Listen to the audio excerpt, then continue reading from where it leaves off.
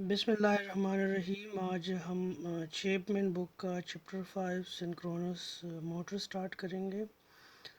इस चैप्टर में हम सीखेंगे equivalent circuit of synchronous motor. जिस तरह सिंक्रोनस मोटर के लिए हमने इक्विवेलेंट सर्किट देखा था, तो यहाँ पे सिंक्रोनस मोटर के लिए भी हम उसका इक्विवेलेंट सर्किट देखेंगे। बेसिकली सिंक्रोनस मोटर का और सिंक्रोनस जनरेटर का इक्विवेलेंट सर्किट तकरीबन एक जैसा ही है, और इसमें सिर्फ करंट का जो डायरेक्शन है वो मुख्तलिफ है। कि सिंक्रोनस जनरेटर से आप करंट लेते हैं, ठीक है, उसके स्टेटर से जो थ्री फेज़ वाइंडिंग है वहाँ से आप करंट लेते हैं, और मोटर के केस में आप यहाँ पे करंट देंगे, ठीक है। तो सिर्फ करंट का जो डायरेक्शन है वो रिवर्स होगा, जिसको हम डिटेल से देखेंगे। जिसका जो दूसरा ऑब्जेक्टिव है, be able to sketch phasor diagram for synchronous motor. जिस तरह हमने सिंक्रोनस जनरेटर के लिए फेज़र डायग्राम जो है वो ड्रा किया था लैगिंग पावर फैक्टर पे, लीडिंग पावर फैक्टर पे और यूनिटी पावर फैक्टर पे, एग्जैक्टली यहाँ पे भी हम फेज़र डायग्राम करेंगे, ड्रा करेंगे सिंक्रोनस मोटर के लिए लैगिंग, लीडिंग और यूनिटी पावर फैक्टर, ठीक है। सिंक्रोनस जनरेटर को जिस तरह उसके लिए हमने पावर, टार्क और डिफरेंट रिलेशंस देखे थे, एग्जैक्टली वही पावर और टार्क, उनके जो इक्वेशंस है सिंक्रोनस मोटर के लिए भी हम देखेंगे। आ, हम ये देखेंगे कि सिंक्रोनस मोटर के ऊपर जब हम लोड चेंज करेंगे तो उससे पावर फैक्टर पे क्या इफ़ेक्ट होगा, और हम ये भी देखेंगे कि लोड चेंज करने से सिंक्रोनस मोटर के पावर फैक्टर पे क्या इफ़ेक्ट होगा, और फील्ड करंट चेंज करने से सिंक्रोनस मोटर के पावर फैक्टर पे क्या इफ़ेक्ट होगा। हम ये भी देखेंगे कि सिंक्रोनस मोटर जो है वो सेल्फ स्टार्टेड है या नहीं है। अगर synchronous motor normally self started नहीं होते, तो हम ये भी देखेंगे कि सिंक्रोनस मोटर को सेल्फ स्टार्ट कैसे किया जाएगा। एक्चुअली ये हम पहले लेक्चर्स में देखेंगे। पहले हम थोड़ा बेसिक इंट्रोडक्शन पढ़ेंगे सिंक्रोनस मोटर का, और उसके एग्जैक्ट बाद हम सिंक्रोनस मोटर को स्टार्ट करने के जो तरीके वो पढ़ेंगे। इस चैप्टर में हम ये बताने के काबिल हो जाएंगे कि आपका जो सिंक्रोनस मशीन है वो भी एज ए मोटर चल रहा है या एज जनरेटर चल रहा है, ठीक है। और सिंक्रोनस मोटर की जो रेटिंग्स है वो कैसे होती है, ठीक है। सबसे पहले आपका पास जो basic principle of motor operation है। बेसिक प्रिंसिपल यहाँ पे आप देखें, इस डायग्राम में आपको एक टू पोल सिंक्रोनस मोटर दिखाया गया है। इसमें एक्चुअली रोटर के दो पोल्स हैं, this is let suppose north pole and this is south pole. So it is actually basically two pole machine. हमने ये जो रोटर का रोटर के ऊपर हमने फील्ड वाइंडिंग की हुई है, ठीक है, और इसको हम एक डीसी करंट दे रहे हैं। तो यहाँ पे ये जो बी आर है, this is a magnetic field, ठीक है, this is the flux density of rotor magnetic field, और the field current if of the motor produces actually this BR is produced by the field current IF of the motor, ठीक है। तो आपने क्या किया, आपने मोटर का जो रोटर था उसको ब्रशेस के ज़रिए आपने फील्ड करंट दिया, ठीक है, या जो भी हमने तरीके पढ़े थे एक्साइटर के थ्रू या पायलट एक्साइटर के थ्रू आपने इसको एनर्जाइज किया था, ठीक है। यहाँ पे ये बी आर जो है, this is the magnetic field, magnetic flux density due to the rotor magnetic field. यहाँ पे ये जो स्टेटर है, तो स्टेटर के ऊपर हमने थ्री फेज़ वाइंडिंग की हुई होती है। इलेक्ट्रिकल जनरेटर के केस में, सिंक्रोनस जनरेटर के केस में, हम स्टेटर से थ्री फेज़ जो इंड्यूस्ड ईएमएफ होता है वो हम लेते हैं, ठीक है। लेकिन मोटर के केस में हम क्या करेंगे, यहाँ पे थ्री फेज़ जो वोल्टेज है वो अप्लाई करेंगे। तो जब हम थ्री फेज़ वोल्टेज अप्लाई करेंगे तो उसकी वजह से क्या होगा, थ्री फेज़ करंट फ्लो करेगा।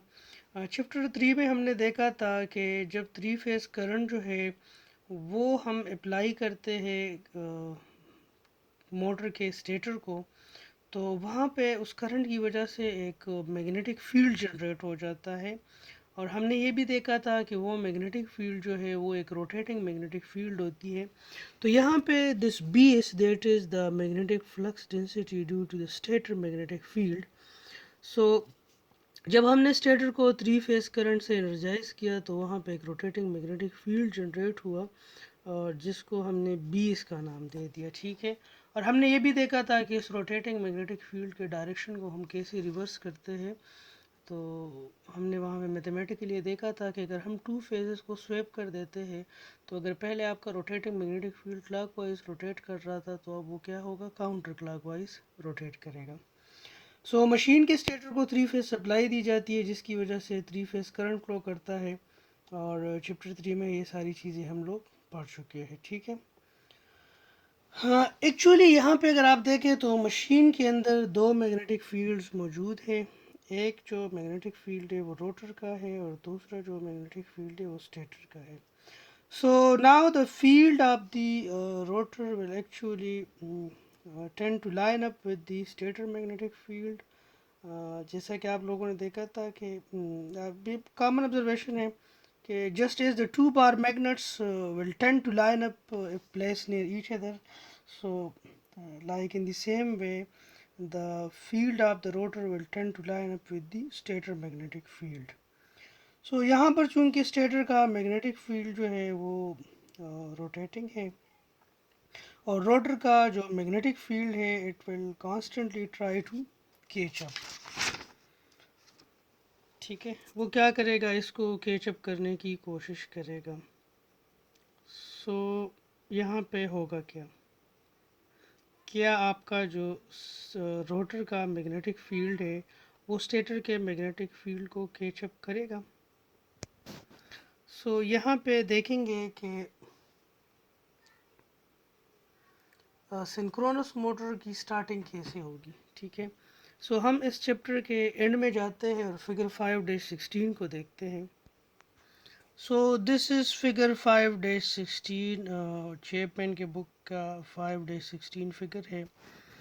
सो यहाँ पे आप देखें, हमने भी पढ़ा कि आपका जो इलेक्ट्रिकल मशीन होगा उस वहाँ पे दो मैग्नेटिक फील्ड्स होंगे। एक मैग्नेटिक फील्ड जो है रोटर का मैग्नेटिक फील्ड होगा जो कि स्टेशनरी होगा, और जो स्टेटर का मैग्नेटिक फील्ड होगा जो एक्चुअली 3 फेज सप्लाई देने से वो वजूद में आया है, और वो क्या होगा, वो रोटेटिंग होगा। तो 5-16 ये में आप जो देखें, फिगर 5-16 में एक्चुअली आपके पास एक 60 हर्ट्स का एक सिंक्रोनस मोटर दिखाया गया है, ठीक है। इसमें भी स्टेटर वाइंडिंग को हमने एनर्जाइज किया गया है, और फील्ड वाइंडिंग को भी एनर्जाइज किया गया है। तो इन दोनों को जब एनर्जाइज किया गया तो आपके पास दो मैग्नेटिक फील्ड्स बन गए। अब मोटर का जो रोटर है उसका मैग्नेटिक फील्ड स्टेशनरी है, और इस वजह से मैग्नेटिक फील्ड स्टेशनरी इस वजह से क्योंकि आपका रोटर जो है वो स्टेशनरी है। जबकि स्टेटर का जो मैग्नेटिक फील्ड है जिसे 20 से रिप्रेजेंट किया गया है, वो सिंक्रोनस स्पीड के साथ जो है वो रोटेट कर रहा है। तो सिंक्रोनस स्पीड इसकी क्या होगी, यहाँ पे सिंक्रोनस स्पीड जो है वो डिपेंड करता है आपके फ्रिक्वेंसी और नंबर ऑफ पोल्स के ऊपर, ठीक है। सो यहाँ पे आपका जो स्टेटर का मैग्नेटिक फील्ड है वो सिंक्रोनस स्पीड से रोटेट करेगा जैसे हम इसको 3 फेज एनर्जी देंगे, ठीक है। यहाँ पे 15-16 में देखें time t is equal to 0 पे, यानी बिल्कुल स्टार्टिंग टाइम है। यहाँ पे आप देखें कि मशीन के जो मैग्नेटिक फील्ड्स हैं, जो दो मैग्नेटिक फील्ड्स हैं उनको दिखाया गया है। यहाँ पे बी एस और बी आर जो है that are exactly lined up, ठीक है। these two are exactly lined up, and the induced torque on the shaft of the rotor is zero, because we know that the induced torque is, so as we know that the induced torque is equal to k b rotor flux density cross b, this is equal to k b r b s sin up, let's suppose alpha, where alpha is the angle between BR and BS। सो यहाँ पे आप देखें कि BR और BS के दरमियान angle zero है, तो इस वजह से यहाँ पे इंड्यूस जो टार्क है वो ज़ीरो है। ठीक है, ना यहाँ पे 15-16 जो फिगर बी है, यहाँ पे आप देखें ये t इज़ इक्वल टू 1/240 आप सेकंड। यहाँ पे आप देखिए आपका बी आर जो है वो तो स्टेशनरी है, क्योंकि आपका रोटर स्टेशनरी है, तो यहाँ पे आपका 20 जो है उसने रोटेट किया हुआ है। बी आर और 20 के दरमियान एंगल क्या है, 90 है। सो इंड्यूस जो टार्क है दैट इज़ काउंटर क्लॉकवाइज। ठीक है, that is counter clockwise because here the angle between B R and 20 is 90। So यहाँ पे आपका जो इंड्यूस टार्क है दैट इज़ काउंटर क्लॉकवाइज। ठीक है, यहाँ पे आप देखें अगेन मज़ीद टाइम गुजरने के साथ साथ यहाँ पे आप देखें फिगर 5-16 जो सी है, यहाँ पे आप देखें कि 20 ने 90 डिग्री मज़ीद रोटेट कर दिया time t equal to 1/20 second में। यहाँ पे आप देखें कि बी आर और 20 जो है they are exactly opposite to each other and they are at an angle of 180 degrees. So again BR cross BS is equal to 0 because BR cross BS is equal to BR BS sin alpha, and we know that alpha is the angle between BR and BS। तो यहाँ पे आपके पास sign 180 जो है वो zero हो जाएगी। तो अगेन आपके पास जो इंड्यूस टार्क है इस पॉइंट पे क्या हो जाएगा, ज़ीरो हो जाएगा। Now look at the figure 5-16D। यहाँ पे आप देखें आपका टाइम जो है वो मज़ीद 3/20 2240 सेकंड। तो यहाँ पे आप देखें कि यहाँ पे आपका टार्क एग्जिस्ट कर रहा है और इसका जो है वो क्लॉकवाइज है। अगेन फिगर जो आपके पास ई है that is at time t is equal to 1/60 in एक कंप्लीट रिवोल्यूशन में।